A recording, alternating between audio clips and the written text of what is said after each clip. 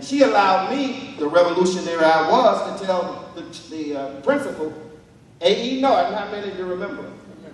Well, as a class president, over the summer, we raised over $7,500 for barbecues and sock hops and things of that nature. He told me, we're going to put that money in the general coffers. I said, no, we're not.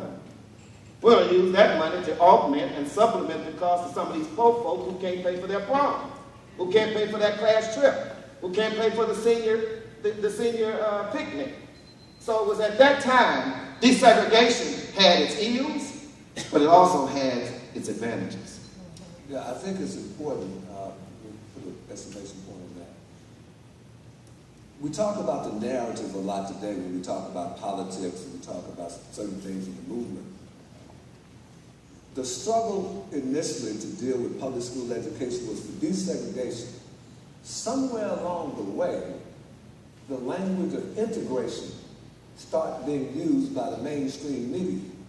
And integration implied that the way to guarantee a quality education was to make sure there was a mixed population, that you couldn't have desegregation in terms of making sure that quality teachers and resources were equally or more justly divided amongst the public school population, but only if white children were sitting with the money ever get there. Secondly, in Houston, and I think in most communities, we didn't want busing. I don't know who was the big advocate of busing. In Houston, basically the white people said, we're not getting on the bus going to a black school. That's out. And that's pretty much everywhere in the country. So the only people that were bused was us. And somehow the concept of quality, high quality neighborhood schools got left and lost behind. So at the end of the day, today in Houston, the public school system is what? Segregated. So Billy Reagan's master plan, after first counting Hispanics as white for a number of years, and when they decided the courts decided, well, actually they're not white. Then they said, we're going to have magnet schools. So we're going to drop these barriers, and if you want to specialize in communications, you can go to these schools. And so you had integration. You had segregated, desegregated schools on the same campus, because the kids in the magnet programs had all these special deals, and the other folks was in the regular school. Omowale? Yeah, if we can take a brief comment here, one thing I want you to keep in mind, the original plaintiffs in the lawsuit to desegregate the schools in Houston was Dolores Ross and Beneva Williams. And you know, Beneva was a fixture around Shape Center. But I wanted to just let you know that at that particular time, when your economic streams were tied to the white power structure, it was a real telling and trying experience for a husband and a wife or a family to agree to let their daughters or their sons be used as a litmus test, because that meant that there could easily be retaliation. And I know that took place in the couple of the families that I just mentioned. The other thing I want to say very briefly is that I remember when Dr. King came to Houston, he went to the Houston Coliseum. The Lord was there, I do remember. Aretha Franklin was there, Harry Belafonte was there. But basically what happened in Houston, the black ministers got together. They urged their congregations not to go to the Sam Houston Coliseum. Some of the newspapers put up signs in front of their newspapers, Dr. King, go back to Atlanta. So when Dr. King got to Houston, the Sam Houston Coliseum was empty. Brother Moderator, I want to move the agenda because we got a lot to get to. we would be remiss not to mention that George T. Pop Nelson was the man that walked Dolores Ross across that road with his hand in his pocket, and it wasn't for just having his hand in his pocket. George T. Pop Nelson. And it's important to let people know you chair the founder, the George T. Pop Nelson Harris County Council, because in 1948 it was 4 men and women who decided they were sick and tired, and so to establish that we still have that spirit today in the George T. Nelson Harris County Council of Organizations. Unbought, unsold, and uncontrolled. Yeah. Let me ask Akur in the back. We're happy to have the new people there, but we do want you to sign in. So we have your name and email and cell phone number. So when we reconvene again, because this will be an ongoing effort, we'll be able to be closer in touch.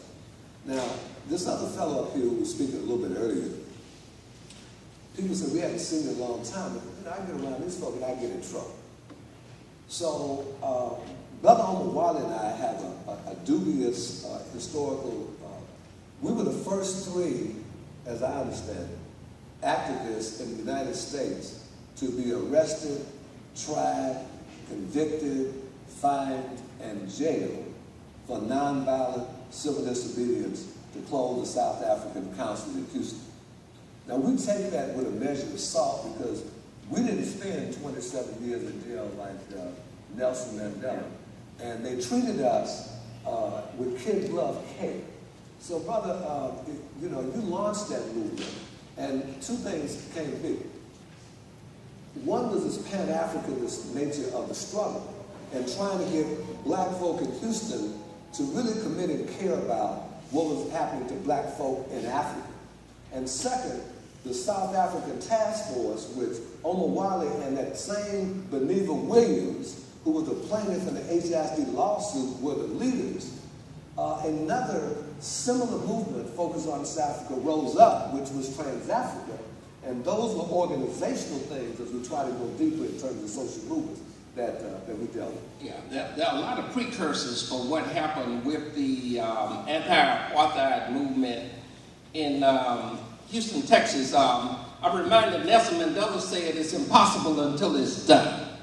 And that was the attitude that permeated what took place in Houston and throughout the world. And the beautiful thing about it is that there was a confluence of factors that seemed to come together almost like a harmonic convergence in at the same time. When I'm in South Africa, and I've been 3 times, when I'm in South Africa and I'm talking with some of the freedom fighters in South Africa, one of the things that they mentioned, never underestimate what took place internationally, because if it was not for the international solidarity, they could not have pulled off the revolution that took place in South Africa. So internationally, what happened in Houston and other cities around the country were very important. It took just a crew of a lot of people to make this happen. Some people baked cookies, some people were longshoremen, they refused to unload the ships in Houston. That was a South African Airways here. But here's the thing about it.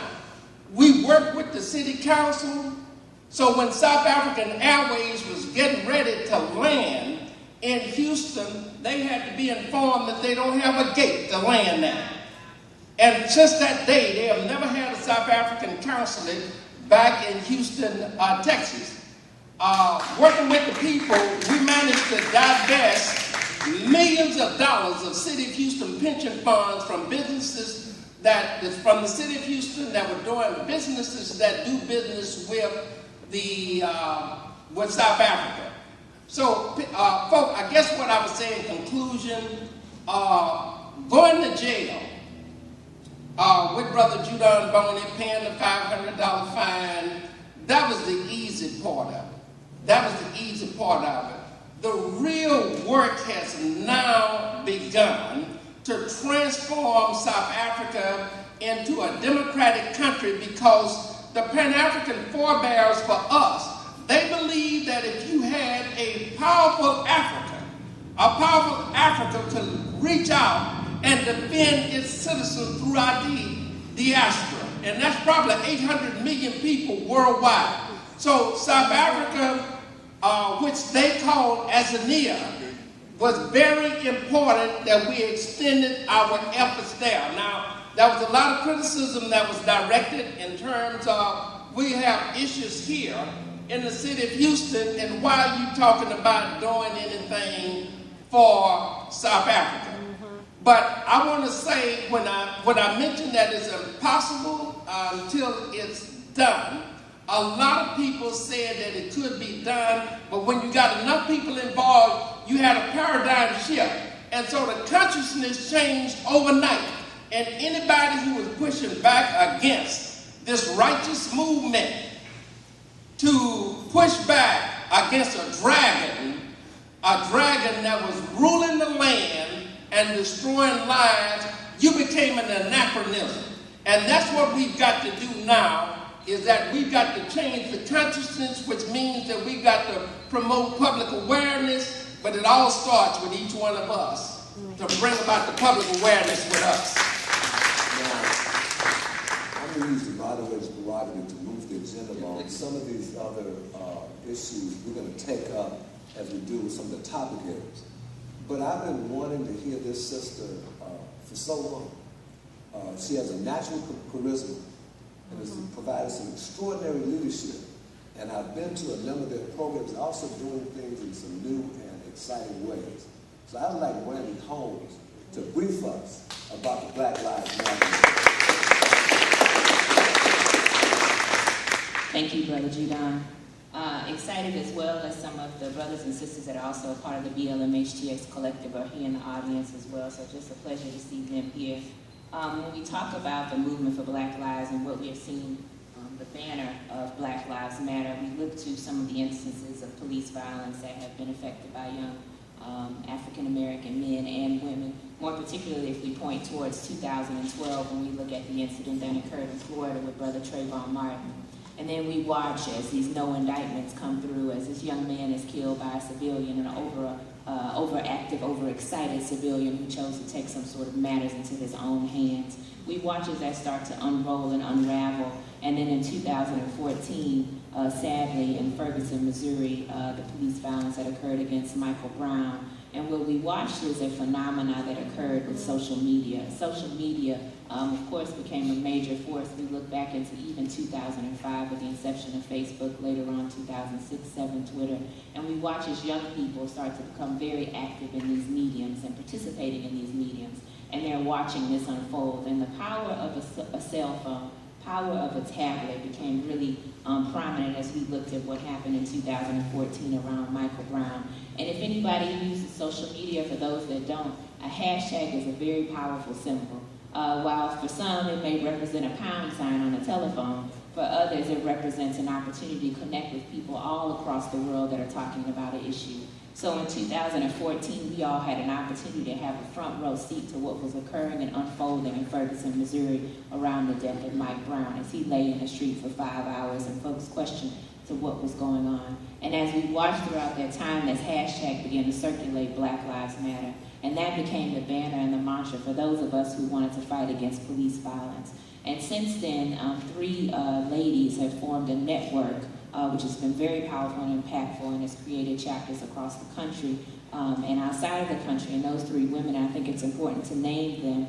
And I'll talk more today about Ella Baker, who is my inspiration. But I think as we look to this movement, what we can see is the rising of some of her ideals, which of course influenced the Black Power movement as well. But those 3 women are Alicia Garza, Opal Tometi, and Patrice Cullors. And I think it's important to remember them because what they are showing to us is that they are not, and we don't prescribe to one charismatic leader, that the people are the leaders, and that we are a leader-full movement, and we are an all-inclusive movement. The LGBTQ community is present in this movement. The undocumented folks are present in this movement. All Black lives matter in this movement, even those that are marginalized within the Black community, and there's power in that, and Sister Ella Baker tried to amplify that as well in her organizing. So the Black Lives Matter movement has just, as continued police violence has occurred, just the number of the killings since 2015, 1,209. Number of people the police have killed to date in 2016 has been 599. And when we look at the number of officers charged, has only been 5. So that banner continues to be one that we carry, and the collective here locally is doing some really impressive work, and we can talk about that a little bit further as it relates to imagining a city where Black Lives Matter, and also making sure that we influence policy, not just about protest. We're about protest policy and further action and strategic action as well.